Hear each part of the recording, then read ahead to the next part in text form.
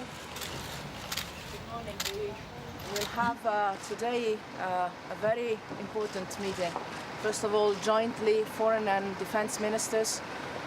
Just 1 year after the informal defense ministers in Bratislava, where we started discussing the strengthening of defense cooperation in the European Union. Today, we would be ready to launch the permanent structured cooperation and the European Defence Fund by the end of the year under the Estonian presidency.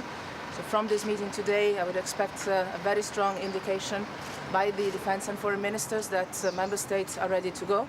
And from our side, we would be ready to prepare everything by the end of the Estonian presidency. So I would say that this is a major achievement in just 1 year.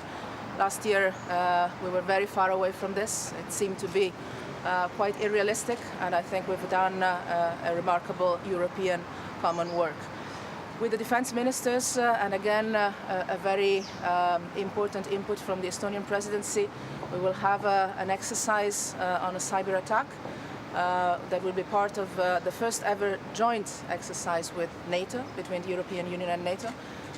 NATO Secretary General Jens Stoltenberg is here with us and will be invited to join. We will also have a very important discussion with the defense ministers on how to strengthen the European Union contribution to the security in the Sahel and in the Horn of Africa, which is a key strategic objective also for the European security. With the foreign ministers later today, we will have a point on the Middle East peace process and how the European Union contribution to the two-state solution can be made more effective in a time where the trends internationally and on the ground are not positive.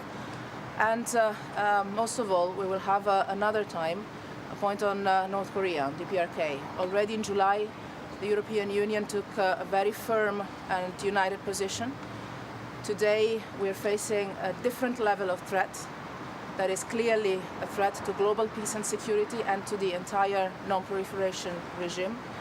I would propose to ministers today to strengthen the economic pressure on North Korea, supporting a new UN Security Council resolution adopting tougher economic measures, starting new autonomous European Union sanctions on North Korea, and working with other partners in the world to make sure that everybody implements fully and strictly the already decided economic measures. Our European line is very clear on this: more economic pressure, more diplomatic pressure, unity with the regional and international partners we have. I discussed this with the ministers of Republic of Korea and Japan, and obviously with the IEA and the CTBTO just a couple of days ago. Avoiding to enter into the spiral of a military confrontation that could be extremely dangerous not only for the region but for the entire world.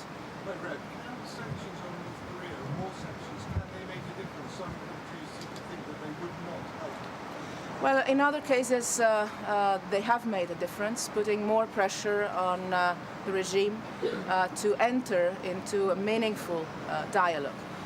The European Union has always been convinced that economic pressure alone is never sufficient.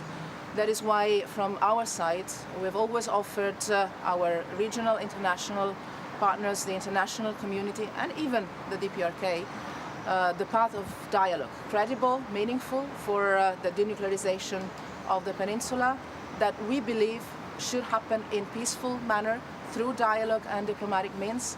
And we believe that more economic pressure in this respect, more diplomatic pressure in this respect, could make a difference. In any case, it has to be pursued because, again, other alternatives in our view are and could be extremely dangerous, especially when in front of you you have an interlocutor that might act quite irrationally, as we have already seen. So this is going to be the kind of proposal I will put forward to the ministers.